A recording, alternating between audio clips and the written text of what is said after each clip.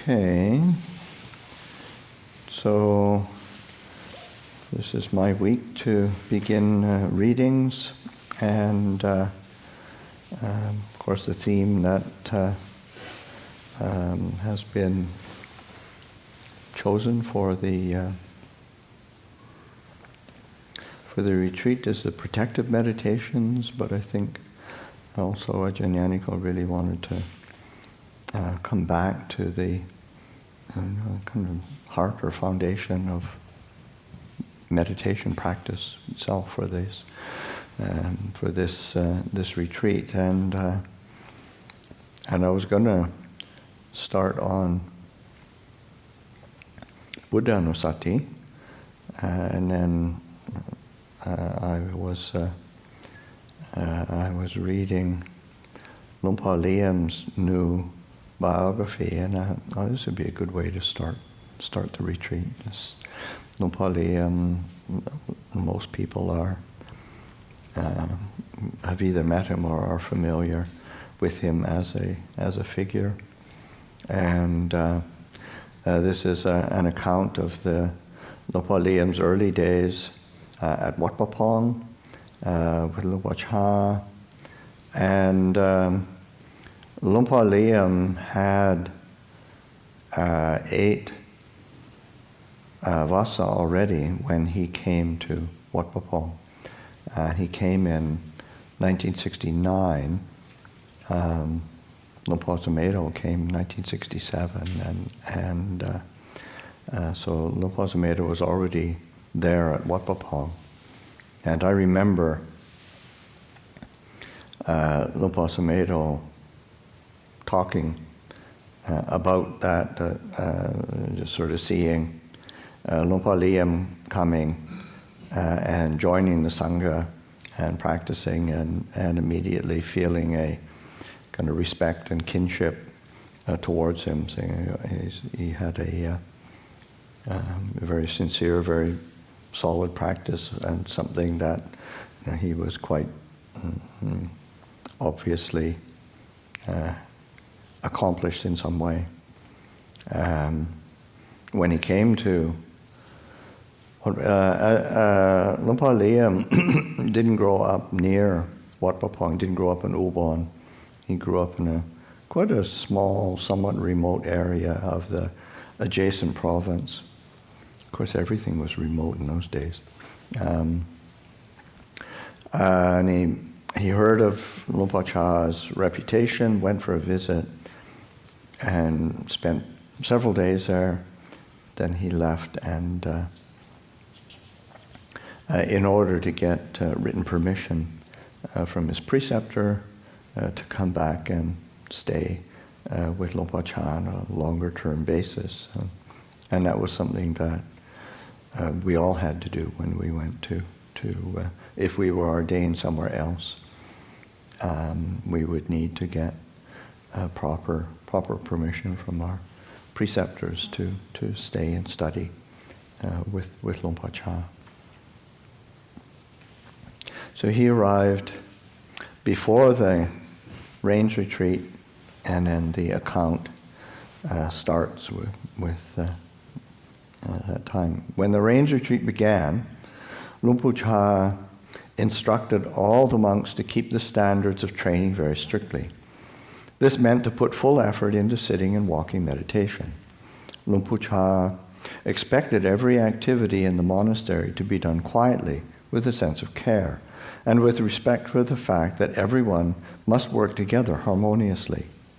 There was no place for selfishness or competitiveness. Luang Por, and this is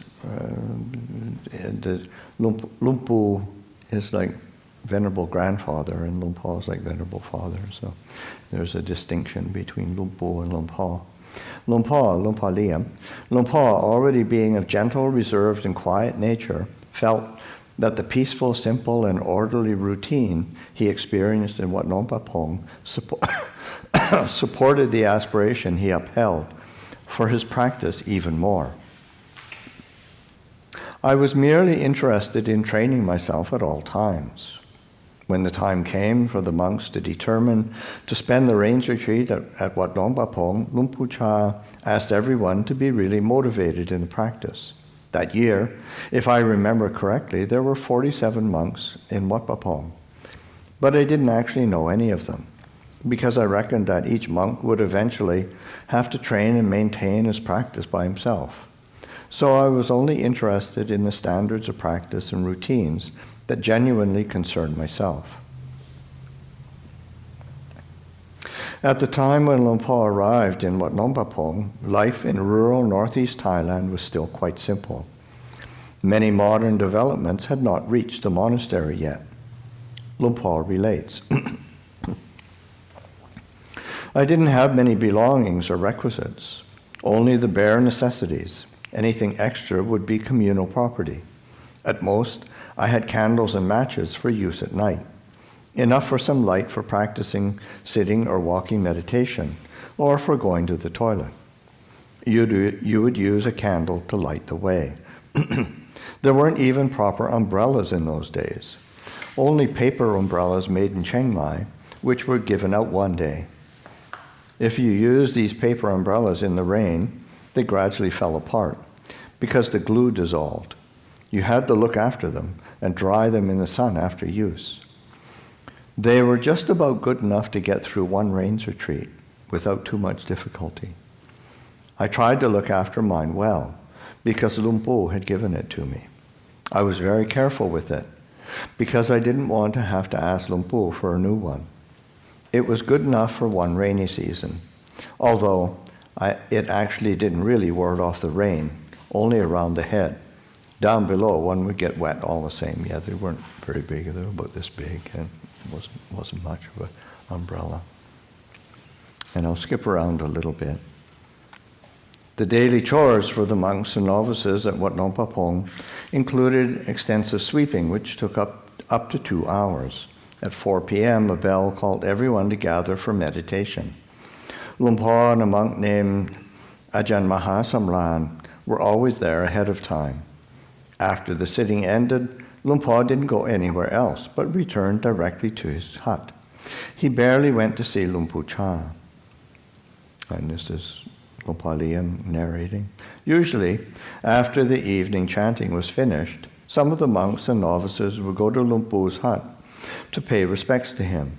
I never really went, because I saw that most of the time, the reason for monks to go was to get some contact and be close to him.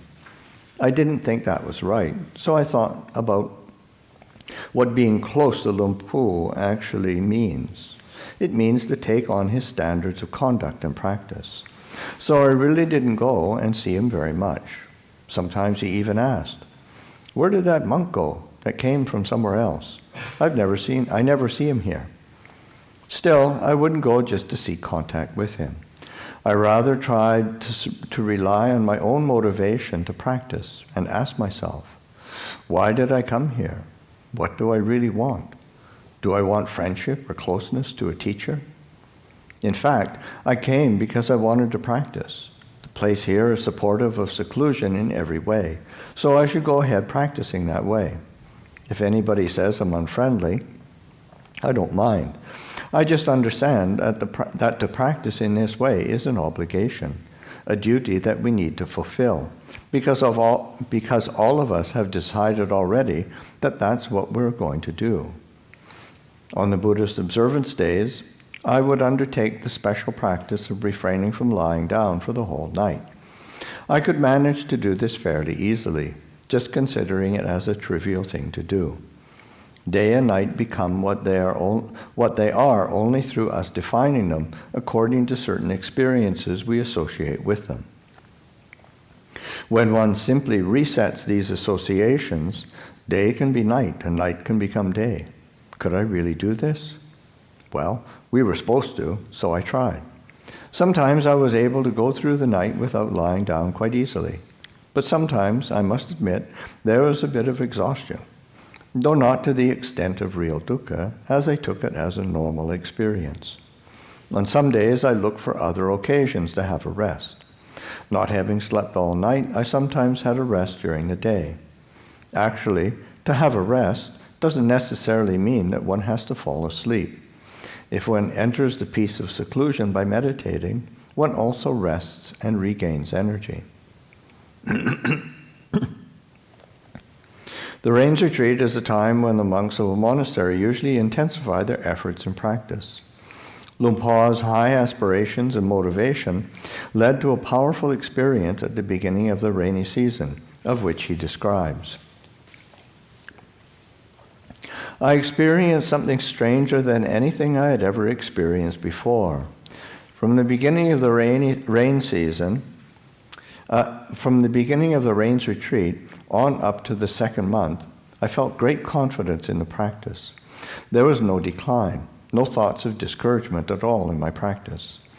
There are a few experiences of the mind getting involved with desires or defilements, but I could revert to contemplating the unbeautiful aspects of the body, taking either my own body or another person's body as an object of investigation, seeing it as something filthy and unworthy of craving and attachment.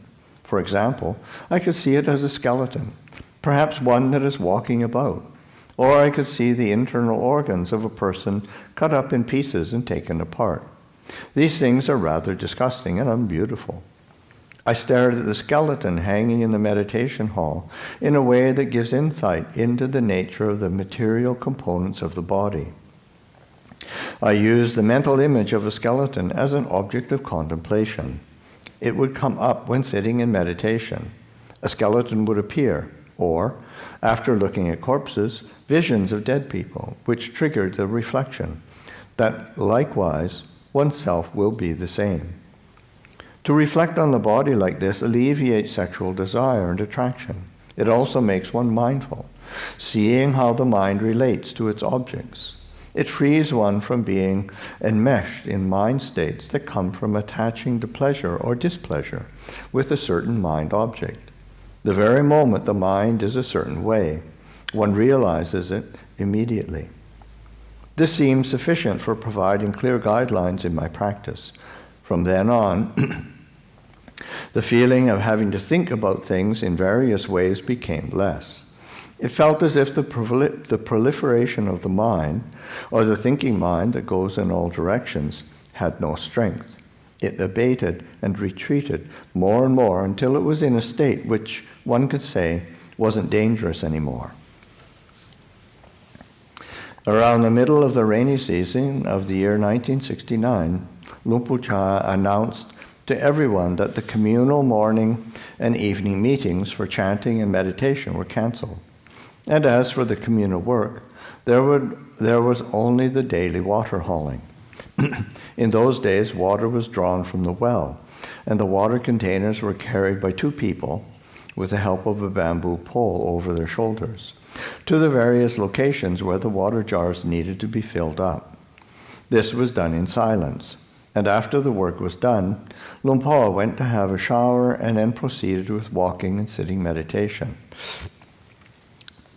At times, it started to rain, but Luang Por thought, never mind, and would keep on walking. And this continues with his, if it rains, it rains. If I get wet, I get wet. So be it. What is wet can dry again. It didn't matter to me whether the sun would shine or rain would fall. I have no idea where my inspiration came from, but I didn't care what would happen to me. I felt so happy in my heart to be doing what I was doing and really wanted to keep it up continually. It didn't cross my mind that there could be obstacles like feelings of doubt or discouragement. During this phase of practice, another change occurred. This change, speaking in proper scholarly terms, might be described as the experience of vipassanupa kilesa, experiences which defile insight. I had a feeling of bliss and bright radiance within myself, lasting days and nights. The brightness was not like the light from the sun or from any other source of light, but it was something felt inside that has those same radiant qualities.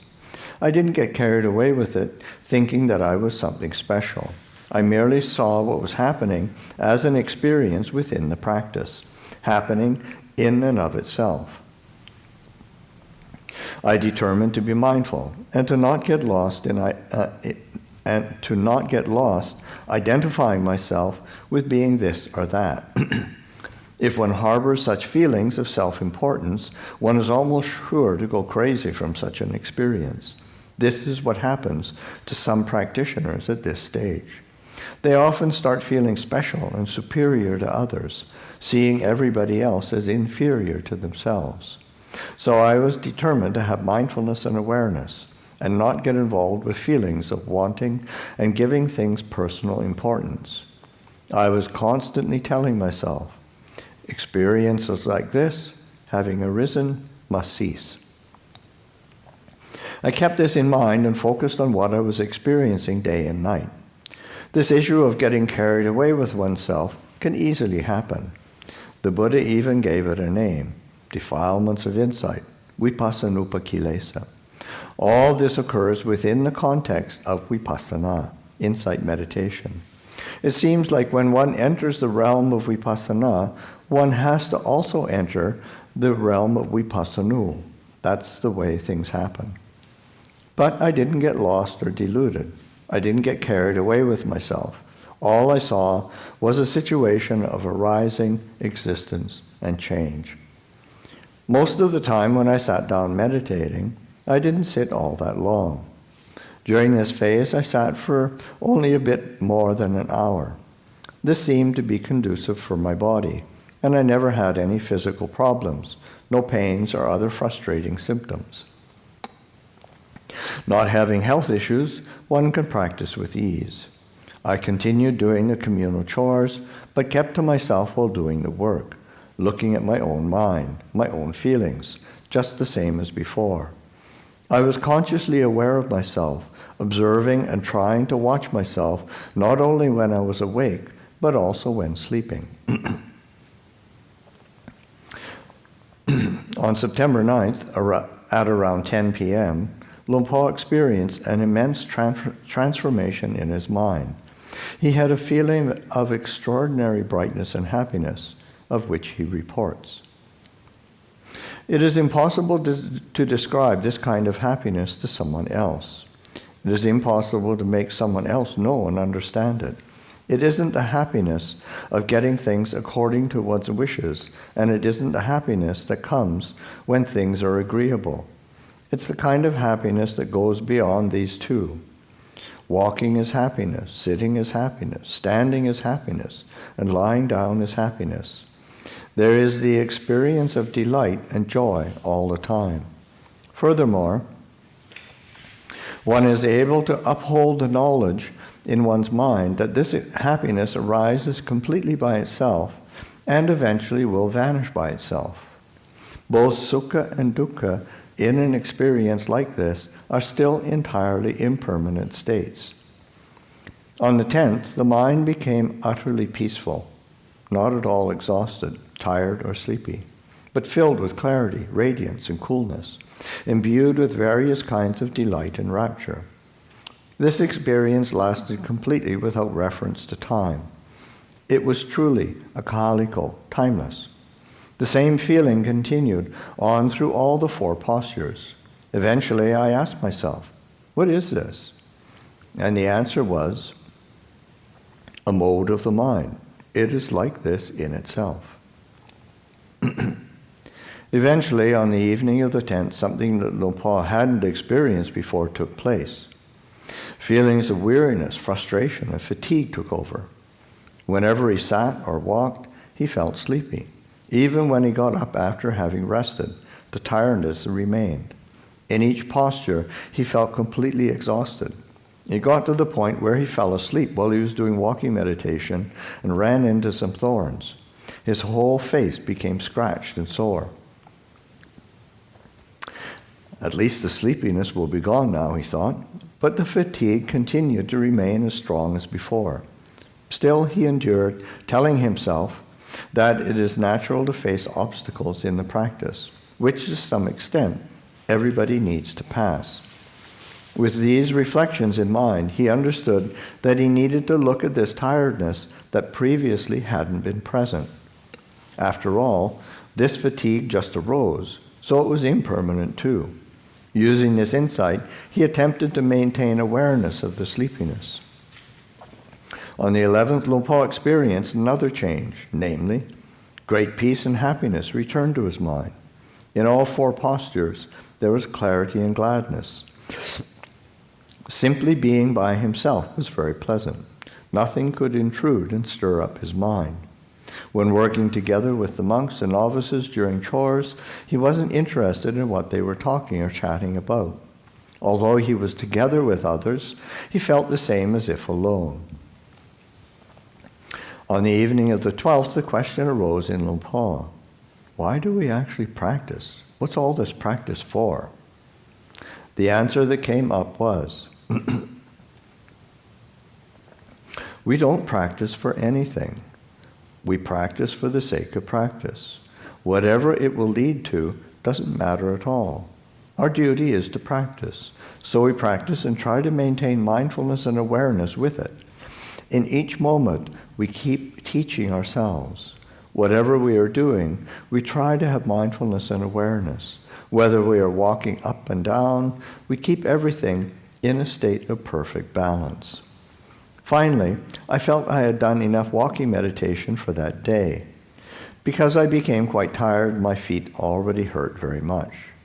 The bones of my feet felt like they were piercing through the skin, as I had been walking the whole day and night without rest. It is normal to experience painful feelings in the body if we overuse a single posture. But it is also normal that feelings change again. So I thought, it's really enough walking meditation for today. I went up to my hut, put on my robe with my right shoulder open and the outer robe folded over the left shoulder, sat facing west, the same direction as Luang Por Chah's kuti, thought of my teacher, and started meditating. The meditation was very peaceful, and the same reflection as before came up in Luang Por's mind. We don't practice for anything. We practice for the sake of practice. Keeping this teaching in mind, I kept on meditating. Normally, I would sit meditation until about 10 or 11 p.m. and then stop to have a rest. But on this day, I continued sitting until about 2 a.m. without moving or making the slightest change in posture. With this experience of peace, the mind changed. The feeling of peacefulness shot up and pervaded throughout the whole body, as if something were taking hold of it. It felt cool. A coolness that suffused the whole body. So very cool. An experience of the whole body becoming completely light and at ease. The head felt so cool the whole day and night, as if there was a fan blowing over it.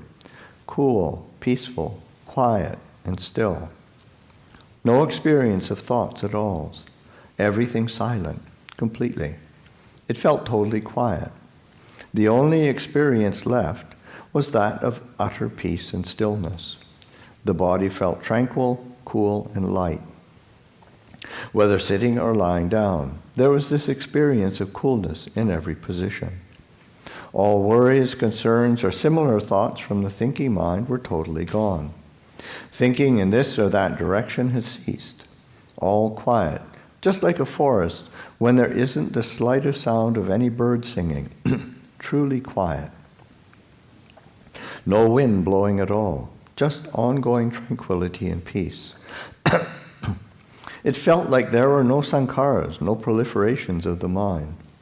All the suffering coming from specific kilesas that had bothered me before, especially concerning the opposite sex, and all the various kinds of ambitions that I had had, I don't know where they all disappeared to. Seeing somebody, I just had the feeling of seeing them as absolutely normal.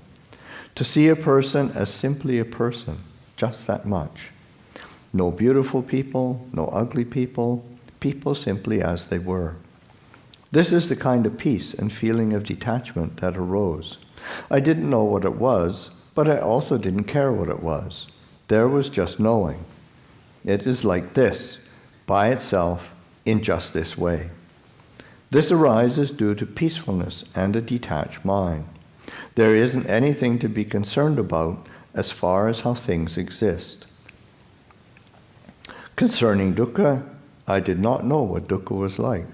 Concerning laziness, I did not know what laziness was like. Questioning myself about laziness, there wasn't any. Questioning myself about dukkha, there wasn't any.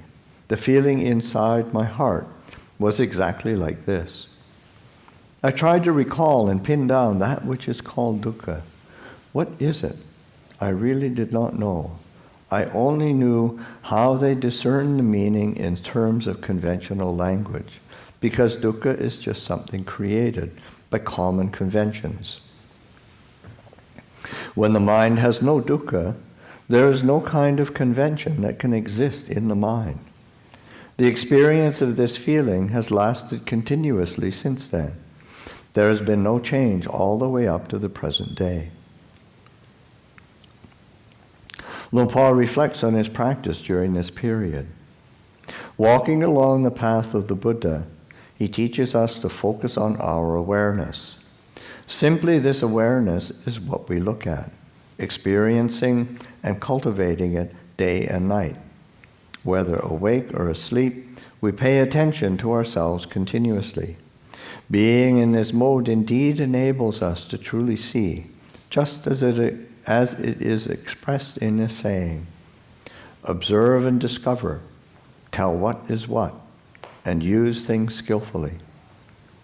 This expresses what virtue, meditation, and wisdom are all about. One should make these qualities become automatic, become synonyms of each other, without the need to distinguish between them. If there is nothing but the experience of a complete maturing of these three, this will naturally give rise to right view and right understanding, which brings about peace and seclusion. When one experiences peace, seclusion comes naturally, and this sense of detachment gives rise to a complete cooling down. Regarding conditioned phenomena and the physical world, these are merely external things. They are manifestations of the elements and follow the laws of nature in their way.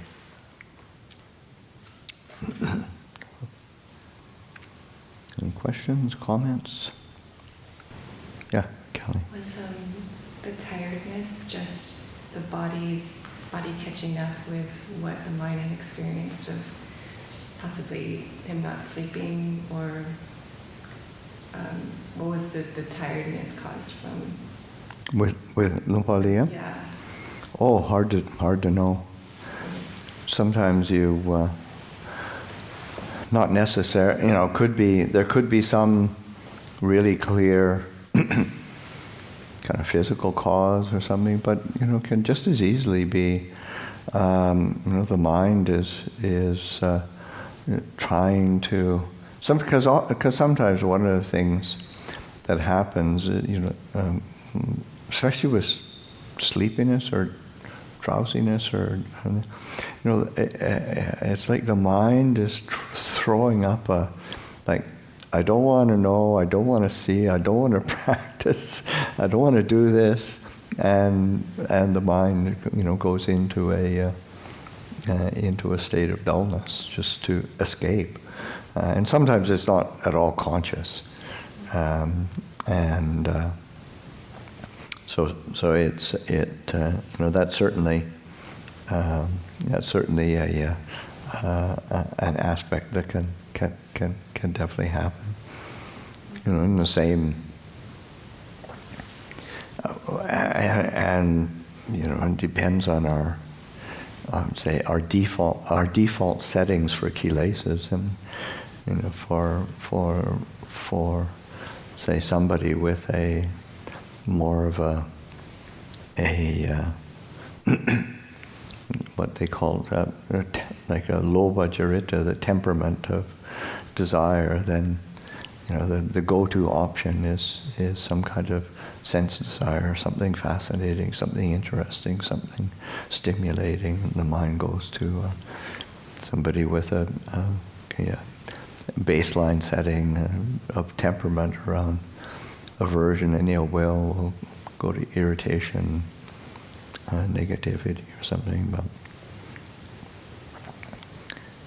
I mean, that's just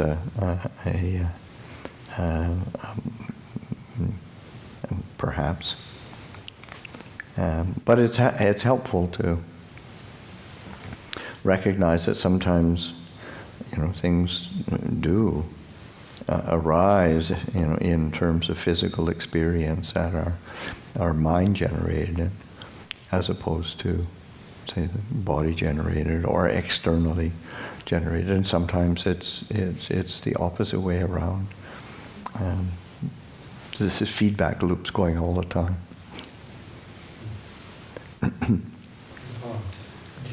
That was his 8th lesson? Yeah. His first one with Luang Por Pasanno. Yeah. Do you know anything about his meditation practice prior to that? Or? He did a lot of meditation practice. He did a lot of study. He did a lot of meditation. He was quite. He didn't really have a clear relationship with a teacher, but he was drawn to meditation, was drawn to study, and tried to live quite simply. But I think it all came together in meeting Luang Por Chah. Yeah.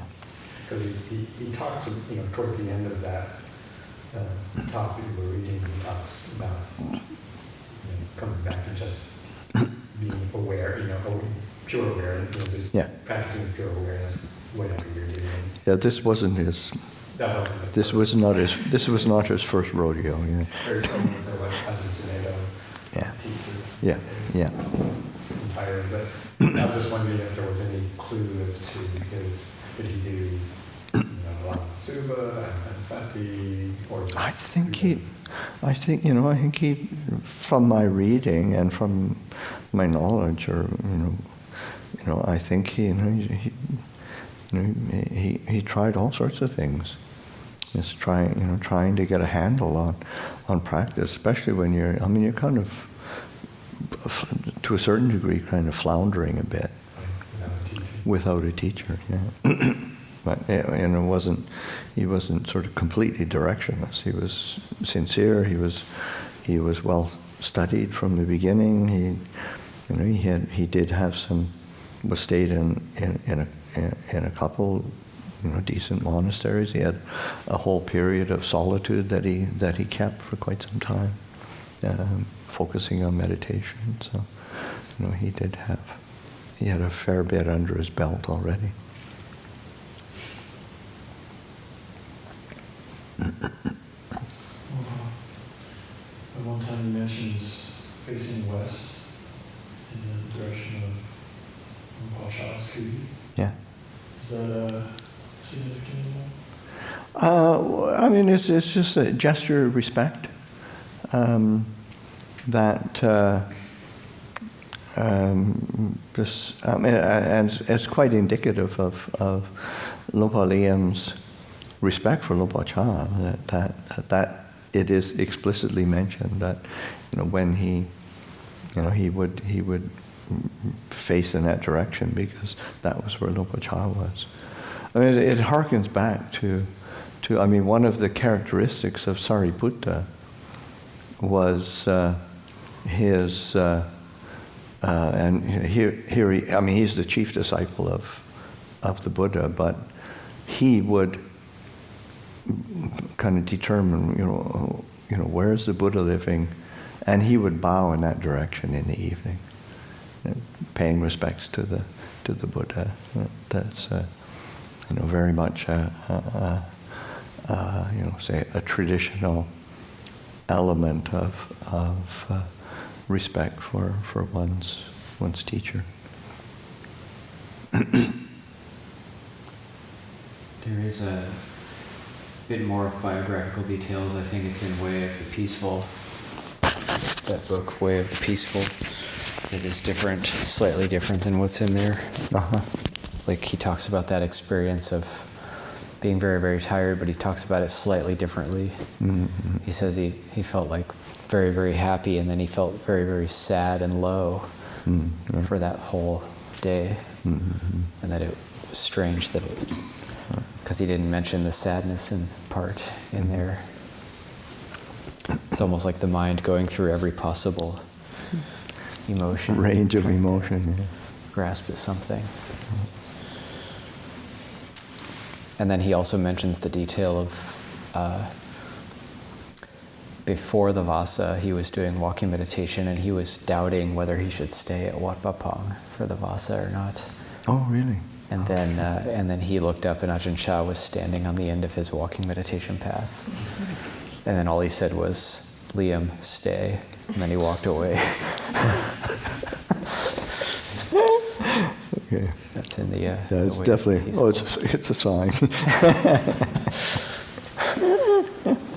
If you missed that one, no.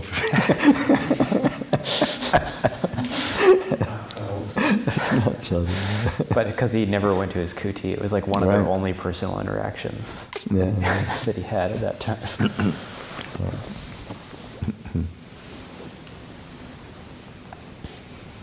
Or he mentions a few times that reflection that he was using, that practicing just for the sake of practice. Yeah. And obviously there's some basic obvious things that can be gleaned from that, just not getting caught up in the grasping mind and sort of obsessive trying to attain something mind. But do you have anything to say about that? And that it seems like it was quite significant for him. Yeah, and I think it's and it is a significant perspective in that one, because we're always measuring ourselves, and was I successful? Was I not successful? Am I doing this right? Am I doing it wrong? Am I good? Am I bad? And so we're constantly measuring ourselves, and that in itself is the hindrance. And it's more like, no, it's just we practice for the sake of practice. It's the practice itself that transforms us, as opposed to us doing the practice. Because as long as we're trying to make the practice work for us, then we're still getting in the way. I mean, there's a learning process that is part of that, but it's being able to both to trust the practice and the training, and to give oneself to it. It's like that one of the qualities that is a key for the entering of the stream is what said, Dhammanu Dhamma Patibhata, practicing Dhamma in accordance with Dhamma. So it's like that rather be than it being practicing with a sense of self and identity, or trying to measure it from the world's perspective, or worldly senses, worldly values, and it's we're practicing Dhamma in accordance with Dhamma. Just practicing for the sake of practice. Luang Por, I'm wondering if that entails in some ways knowing where we put effort and where we don't put effort, just like parts of practice where we do things, there are parts of practice where we don't do things, we just kind of let things happen, and so we kind of take hands off. It's not hands off, but you have to do it without creating a whole sense of me involved in it. And it's obvious he was not. Now it's sort of, I'll practice just for practice, and then I'll just sit back and wait for it all for peace and bliss to pour down on me, and all the insights. No, it's you're very much but you're measuring it from, especially from, say, you're measuring it from the perspective of dukkha and cessation of dukkha, or dukkha, cause of dukkha, cessation of dukkha, path. And so looking at it from the perspective of Dhamma as opposed to me or the world outside. It's like that atta dipataya, loka dipataya, dhamma dipataya. Yeah. Like taking the self as the center, or taking the world as the self as the reference point. Self as the reference point, or the world as a reference point. No, you take Dhamma as a reference point. Is it possible that we may unknowingly, or like we may think that we're not doing something, but we are, but just with a different. Oh yeah, and that's why you use dukkha as the standard. It's that feeling of that's the reminder that we're not quite in balance here. There's some kind of dukkha, some kind of dis-ease, some kind of discontent, some kind of dissatisfaction, some kind of stress in the mind or in one's life in some way.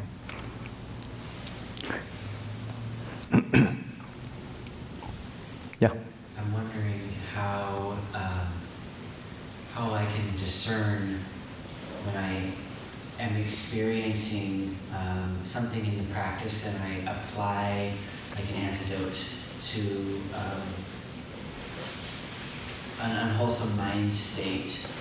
To how can I tell the difference between knowing that I'm applying a wholesome mind state to replace an unwholesome mind state, and knowing that I'm just trying to escape the unpleasantness of the mind state I was experiencing? Well, I mean, a lot of it is just you gain, as you continue to gain more experience, you gain more confidence, and you start to see the nuance, because you pay attention to the reverberations in the mind, and how does it reverberate? How does it play out? How does it feel? And of course, doubting and second guessing oneself and interpreting, that feels uncomfortable. and it doesn't mean that you don't do anything. You're learning how can I do this in a way that is not there's that second guessing. How can I keep applying? Is there any, so it's just this ongoing investigation and a willingness to experiment and see what helps to alleviate dukkha, and what helps to feel a sense of confidence and clarity and energy, and it's an ongoing. This is really subtle, and it takes time to gain that nuanced understanding of one's own mind, because so much of it's hidden. And